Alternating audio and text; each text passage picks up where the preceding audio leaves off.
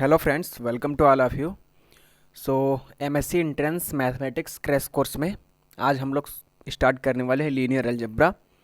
ठीक है ना। तो ये इसका वेटेज किसी भी एमएससी एंट्रेंस एग्जाम में आप बीएचयू का ले लीजिए, डीयू का ले लीजिए, जीएनयू का ले लीजिए, या तो सीओसीएटी या जो भी एमएससी एंट्रेंस एग्जाम होते हैं, वेटेज काफ़ी हाई होता है। इवन बीएचयू में तो आप देखेंगे कि 50 to 60 मार्क्स, ठीक है ना, इतने ज़्यादा मार्क्स के पूछे जाते हैं बीएचयू में। डीयू में भी पूछा जाता है, अच्छा खासा लेवल भी अच्छा होता है डीयू में और जेएनयू में।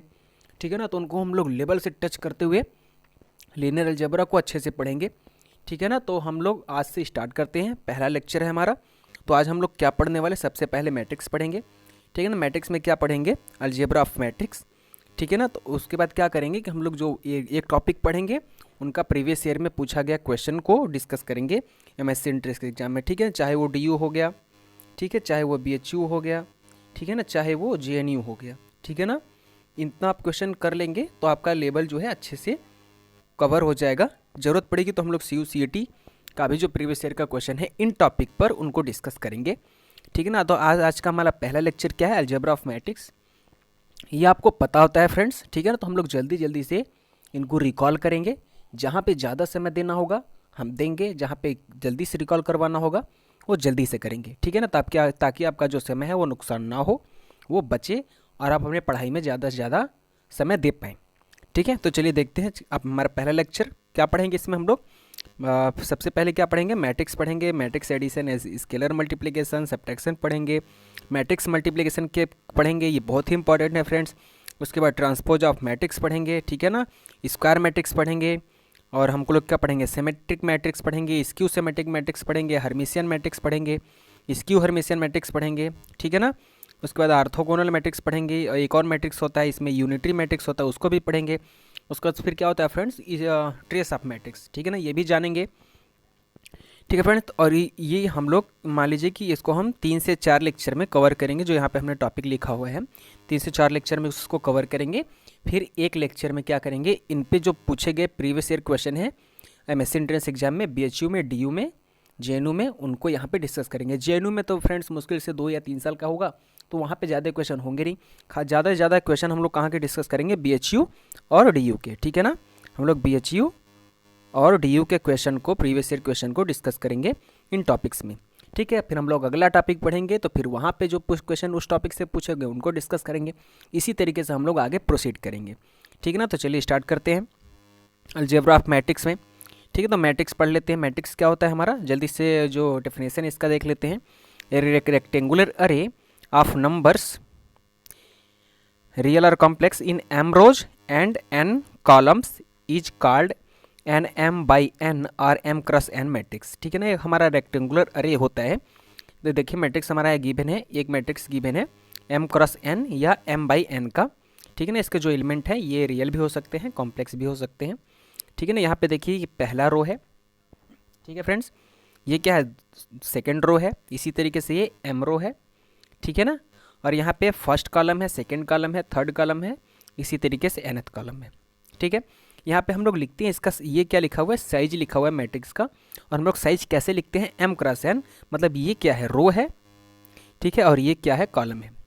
ठीक है। आप इस बात का ध्यान रखिएगा, सबसे पहले क्या लिखते हैं, रो लिखते हैं। साइज किसी भी मैट्रिक्स का जब हम साइज लिखते हैं तो सबसे पहले क्या लिखा होता है, जितने नंबर ऑफ रो होते हैं वो लिखते हैं, क्रॉस जितने नंबर ऑफ कॉलम्स होते हैं वो लिखते हैं। ठीक है। इस बात का ध्यान रखिए क्योंकि जब हम लोग मैट्रिक्स मल्टीप्लिकेशन करेंगे अभी इसी लेक्चर में तो इसका ज़रूरत पड़ेगा और ये जानना भी चाहिए। ठीक है ना। तो यहाँ पे ये हो गया। और यहाँ पे देखिए यदि कोई दो मैट्रिक्स आपस में इक्वल हैं और हमसे आपसे पूछ दे कि आप एक्स वाई की वैल्यू बताइए क्या होगा, तो देख लीजिए आपका कॉन्सेप्ट क्लियर हो जाएगा। यहाँ पे एक मैट्रिक्स क्या गिवन है ए और एक मैट्रिक्स क्या गिवन है बी। बोल रहा है कि ये दोनों आपस में इक्वल हैं, तब आप एक्स और वाई की वैल्यू बताइए।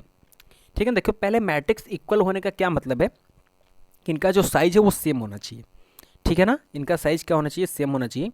तो ए मैट्रिक्स का साइज क्या है फ्रेंड्स, कितने रो हैं, 1 2 2 रो हैं, कॉलम कितने हैं 1 2 3। ठीक है ना। तो ए इस मैट्रिक्स का साइज क्या हो गया, 2 क्रॉस 3। और जो बी मैट्रिक्स है इनमें रो कितने हैं 1 2। ठीक है। तो इनका साइज क्या हो गया, 2 क्रॉस, कितने कॉलम है 1 2 3, 2 क्रॉस 3। ठीक है ना। यानी कि इस मैट्रिक्स ए मैट्रिक्स का भी साइज 2 क्रॉस 3, बी मैट्रिक्स का साइज भी क्या है 2 क्रॉस 3। तो हमारा पहला काम तो हो गया भैया कि क्या है, मैट्रिक्स का साइज तो सेम है, यानी दो मैट्रिक्स आपस में इक्वल हैं, तो पहला काम क्या है, चेक करना है कि उनका साइज सेम होना चाहिए, तो साइज तो सेम है। दूसरा क्या है, ए आई जे इक्वल्स टू बी आई जे। ए आई जे क्या है, एलिमेंट्स हैं मैट्रिक्स ए के, और बी आई जे क्या है, एलिमेंट्स हैं मैट्रिक्स बी के। ठीक है ना। ए आई जे इक्वल्स टू बी आई जे का मतलब क्या है, जो भी एलिमेंट ए में जिस पोजीशन पर हैं, ठीक है ना, उसी पोजीशन में यदि बी में कोई एलिमेंट है तो वो आपस में इक्वल होंगे। ठीक है ना। कहने का मतलब ये देखिए कि यहाँ पे पोजीशन क्या है, मैट्रिक्स यहाँ पे एलिमेंट क्या है, 1, इस 1 का क्या है पोजीशन 1 1। ठीक है ना। यानी कि 1 का 1 रो और 1 कॉलम जो बनेगा हमारा, जो पोजीशन बनेगा वहाँ पे क्या है, 1 है, और बी मैट्रिक्स में क्या है, x है, तो ये आपस में इक्वल होने चाहिए।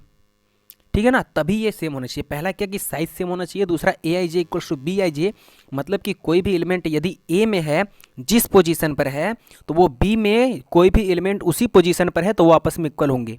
ठीक है ना। यदि ए हमारा 1 1 पोजीशन पर है तो बी में जो भी 1 1 पोजीशन पर होगा वो आपस में क्या होंगे, इक्वल होंगे। बात समझ में आ गई आपको।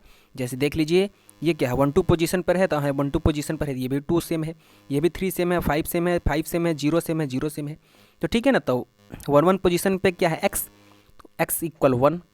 यहाँ पे क्या है, 2 1 पोजीशन पे 3 है, तो 2 1 पोजीशन में क्या है, y है, तो y इक्वल्स क्या हो जाएगा 3। ठीक है ना। तो यहाँ पे x इक्वल टू क्या मिल गया 1, y इक्वल्स टू क्या मिल गया 3 मिल गया। थोड़ा सा कॉन्सेप्ट आपको क्लियर हो गया होगा। ठीक है ना। तो आगे चलते हैं और देखते हैं हमारा क्या है, matrix addition and scalar multiplication. यहाँ पर भी क्या है, मैट्रिक्स एडिशन के लिए दो मैट्रिक्स को आपस में हम ऐड कर रहे हैं, तो उनका जो साइज है वो सेम होना चाहिए, तभी ऐड करेंगे, अदरवाइज नहीं करेंगे, कर पाएंगे। कैसे करते हैं हम लोग, यहाँ पे देखिए, एक मैट्रिक्स क्या गिवन है, ए 2 क्रॉस 3 इनका साइज है, बी मैट्रिक्स गिवन इनका भी साइज क्या है 2 क्रॉस 3। तो कैसे ऐड करते हैं कि जो भी एलिमेंट जिस पोजीशन पर है ए में, और बी एलिमेंट में, सॉरी बी मैट्रिक्स में जो भी एलिमेंट उसी पोजीशन पे है उनको आपस में ऐड करेंगे। जैसे यहाँ पे क्या है 1 1 पोजीशन पे 1 है, यहाँ पे 1 1 पोजीशन पे क्या है 0, तो इनको आपस में ऐड करेंगे।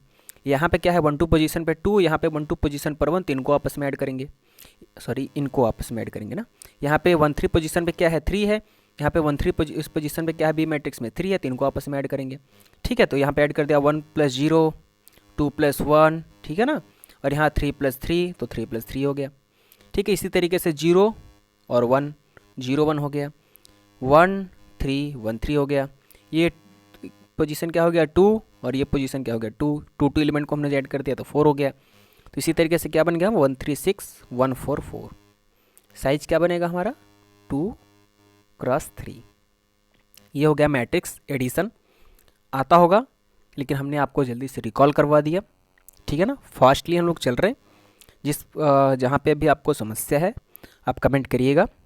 अभी स्केलर मल्टीप्लिकेशन क्या होता है, यहाँ पे देखिए, कोई भी स्केलर गिवन है 3, और मैट्रिक्स क्या गिवन है हमारा 1 2 3 0 1 1, सॉरी 0 1 2।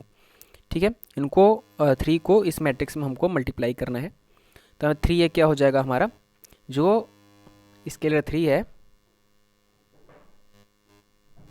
इस स्केलर का इस मैट्रिक्स के सभी एलिमेंट में मल्टीप्लिकेशन करेंगे। ठीक है ना। यानी 3 का कहाँ करेंगे 1 में, 3 का कहाँ करेंगे 2 में, 3 का कहाँ करेंगे 3 में, 3 का 0 में, 3 का 1 में, फिर 3 का 2 में, यानी जितने भी एलिमेंट हैं उनमें 3 का मल्टीप्लिकेशन करेंगे। ठीक है ना। तो 3 ये क्या हो जाएगा हमारा 3 6 9। ठीक है। इसमें करेंगे तो फिर इसमें करेंगे 0 3 6, तो इस तरीके से हमारा क्या बन गया 3 ये बन गया। अब हम क्या करेंगे, जल्दी से देख लेते हैं फास्टली सब्ट्रैक्शन क्या होते हैं। ये भी हमारा कोई मैट्रिक्स गिवन है, इनको आपस में हमको सब्ट्रैक्ट करना है। ठीक है ना। तो जनरली हम क्या लिखते हैं a - b। ठीक है ना। उसको लिखना कैसे चाहिए, इस तरीके से होता है। ठीक है। तो क्या करेंगे, b को हम सबसे पहले माइनस करेंगे। ठीक है ना। तो यहाँ पे क्या करेंगे माइनस, अगर b हमारा जो मैट्रिक्स गिवन है माइनस करेंगे, यानी -1 से मल्टीप्लिकेशन करेंगे। स्केलर मल्टीप्लिकेशन की हेल्प से ये इस तरीके का बन जाएगा, ये हम लोगों को पता है। तो हमारा -b क्या बन जाएगा, ये बन जाएगा। और फिर क्या करेंगे, a को -b को आपस में क्या करेंगे, ऐड कर देंगे। तो a + -b, यानी कि a - b को हम किस तरीके से लिखते हैं, a + -b, और ये हमारा बन जाएगा 1 को ऐड करेंगे -1 के साथ क्या बनेगा 0, 2 को ऐड करेंगे 0 के साथ क्या बनेगा 2, 3 को ऐड करेंगे -3 के साथ तो 0, 0 को ऐड करेंगे -1 के साथ तो क्या बनेगा -1, 1 को ऐड करेंगे -3 के साथ तो -2। ठीक है ना फ्रेंड्स। इसी तरीके से हम लोग 2 को ऐड करेंगे -2 के साथ तो क्या बनेगा 0। तो ये हमारा सब्ट्रैक्शन हो गया। अब जल्दी से रिकॉल कर लेते हैं हम लोग। यहाँ पे देखिए थोड़ा सा लीनियर कम्बिनेशन गिवन है, इसको भी देख लेते हैं। करना क्या है, 2 मैट्रिक्स हमारा गिवन है और हमको क्या फाइंड करना है 2a + 3b। तो क्या करेंगे कि मैट्रिक्स ए में 2 का मल्टीप्लिकेशन करेंगे और मैट्रिक्स बी में 3 का मल्टीप्लिकेशन करेंगे, उसके बाद दोनों को ऐड कर देंगे। यही करना है यहाँ पे। तो यहाँ पे 2 का मल्टीप्लिकेशन कर लिया। देखिए फ्रेंड्स, यहाँ पे 2 का मल्टीप्लिकेशन कर लिया, यहाँ पर 3 का कर लिया, तो क्या बन गया, ये बन गया, ये बन गया। आप लोग करिएगा अच्छे से, हमने यहाँ पे किया हुआ है। उसके बाद आपस में यहाँ पे इन लोगों को ऐड कर देंगे, तो क्या बन जाएगा, ये बन जाएगा हमारा 2x3 का मैट्रिक्स। ये बन गया। अब जो इस चैप्टर में सबसे इम्पॉर्टेंट है वो अब आ गया, मैट्रिक्स मल्टीप्लिकेशन। इसका आपको बहुत ही ध्यान रखना है फ्रेंड्स। रो मैट्रिक्स और कॉलम मैट्रिक्स यहाँ पे गिवन है। तो 2 मैट्रिक्स यदि ए बी गिवन है, उनका साइज क्या गिवन है m×p, और बी मैट्रिक्स का साइज क्या गिवन है q×n। ठीक है ना। ये मल्टीप्लिकेशन ए बी आपस में तभी होंगे, ठीक है ना। कोई मैट्रिक्स ए गिवन है, बी गिवन है, इनका साइज गिवन है। अगर ये मैट्रिक्स आपस में मल्टीप्लिकेशन हो रहे हैं यानी मल्टीप्लाई हो रहे हैं, तो पहले मैट्रिक्स का कॉलम जितने होंगे उतने ही दूसरे मैट्रिक्स का रो, नंबर ऑफ रो जितना होगा, यदि वो दोनों आपस में सेम है तभी मल्टीप्लाई हो सकते हैं। जैसे यहाँ पे ये मैट्रिक्स गिवन है, कैसे लिखते हैं, रो बाई कॉलम। तो ये क्या हो गया रो, ये क्या है कॉलम। दूसरे मैट्रिक्स का कैसे लिखते हैं, वो भी रो बाई कॉलम लिखते हैं, तो ये क्या हो जाएगा रो, और ये क्या है कॉलम। यानी पहले मैट्रिक्स का नंबर ऑफ कॉलम इक्वल्स दूसरे मैट्रिक्स का नंबर ऑफ रो। यदि ये आपस में दोनों इक्वल है तो हम क्या करेंगे कि ये मैट्रिक्स बी में आपस में हम इनको मल्टीप्लाई कर सकते हैं, ए को बी में मल्टीप्लाई कर सकते हैं, यानी पी इक्वल्स की हो जाएगा। दैट मीन्स क्या है, column of first matrix equal to row of second matrix. ठीक है ना। एक एग्जाम्पल देखेंगे तो आपको अच्छे से क्लियर हो जाएगा। और मल्टीप्लिकेशन रो बाई कॉलम करते हैं। यहाँ पे देखिए एक मैट्रिक्स क्या गिवन है हमारा ए, जिसका साइज क्या गिवन है 3x4, और एक मैट्रिक्स गिवन है बी, जिसका साइज क्या गिवन है 4x3। यहाँ पे क्या हो जाएगा, ये रो और ये क्या है कॉलम। यहाँ पे क्या है, ये रो और 3 क्या है कॉलम है। तो पहले मैट्रिक्स का क्या देखते हैं कॉलम, और दूसरे मैट्रिक्स का क्या देखते हैं रो। ये दोनों आपस में इक्वल है, मतलब ए को बी में मल्टीप्लिकेशन कर सकते हैं। ठीक है ना, ए बी कर सकते हैं हम लोग यहाँ पे। और मल्टीप्लिकेशन कैसे करते हैं, पहले रो का